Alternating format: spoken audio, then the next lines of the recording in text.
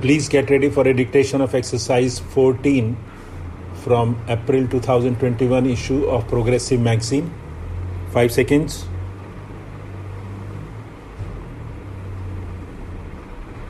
Start. It has been observed by planners and demographers that beyond an optimum level of urbanization, the rate of depletion of the surrounding hinterland becomes faster, eventually causing decay in urbanization and urban poverty. Hence, to sustain urbanization, it is required that it must be kept within the optimal limits. It has been observed that unequal distribution of population results in unequal distribution of resources are fast concentrating in the urban clusters. The urbanization in these countries has been faster than the rate of industrialization. It is more due to rising concentration of population. This has led to urban poverty, social tension, and crime. Unfortunately, when industrialized countries are giving up the large city norms, the developing countries are still continuing on the same trend. By 1990, 18 out of 24 largest cities of the world were in these countries. During the International Conference on Population and Development in 1994, it was apparent that there was greater realization among the developing countries about the interrelationship between the population and development. Low levels of technological progress coupled with rapid population growth was placing immense strain on the social and economic programs.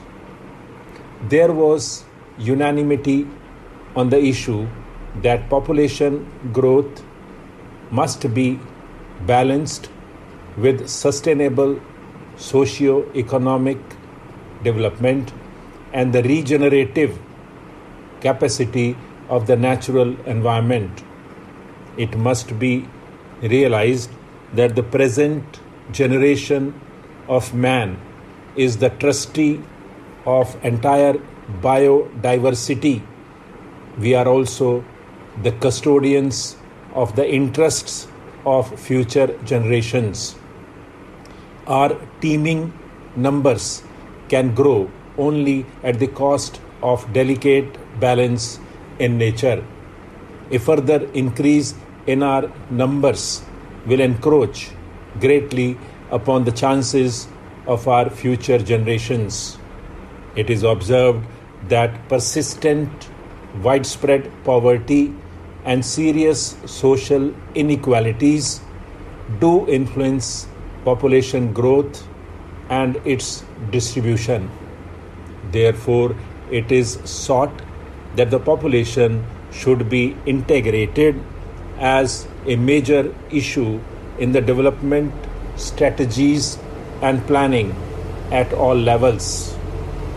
All our calculations and policy initiatives will go haywire if we fail to integrate population issue in the broader development strategy.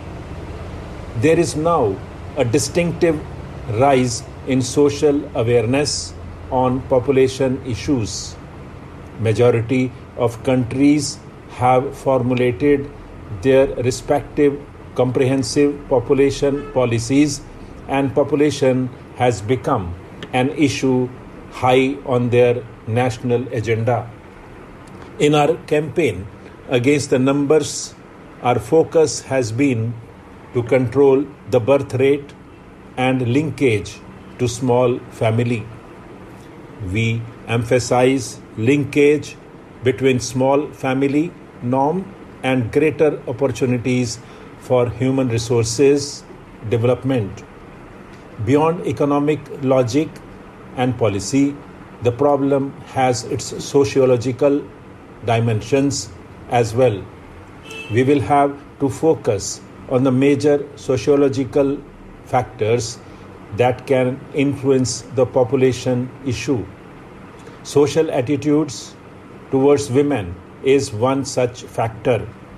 Traditionally, women are deprived of a role in decision making at all levels, from family to the highest policy making fora. This attitude has to be changed.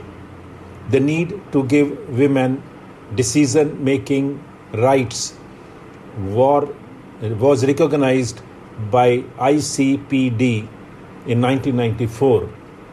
Further, in Beijing, at 4th World Women Conference, the need for overall empowerment of women was demanded. That includes education, health, employment opportunities, political and economic empowerment. All these areas have remained relegated to background for centuries. We have charged our family planning programs to more comprehensive family welfare programs on similar lines. I think more focused approach to women's empowerment is also required to supplement our policy initiatives in population stabilization. Achieving equality between men and women is an accepted global norm, and such a commitment by itself is a hallmark for a democratic, civilized society. Further, it has been recognized that empowerment of women has a significant bearing over the demographic issues. At ICPD, it has been recognized that population and development programs are most effective when steps have simultaneously been taken to improve the status of women. Among the developing countries where a substantial part of the economy is in unorganized sector, much of inputs and outputs of the workforce of women remain unrecognized.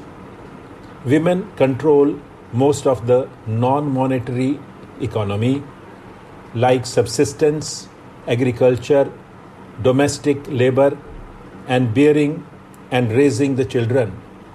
They also play significant part in money economy like household industries, informal sector, wage labor, etc. In spite of their contributions, the index of human development like education, health, employment, and life expectancy remain low in case of women. Ignoring the needs of women has resulted in uncontrolled population growth, high infant and child mortality rates, weak micro and macro level economy, and overall deterioration in the human development index and social development. Though they remain the basic cohesive force in the family and are the custodian of values in a traditional social milieu, women have few choice in life outside the marriage and bearing and rearing of children. We cannot afford to exclude them from having equal opportunities as men in their life. They not only constitute about half of population but also influence the future generations more significantly. Investment in women should be seen in this light. It will mean better life. Stop.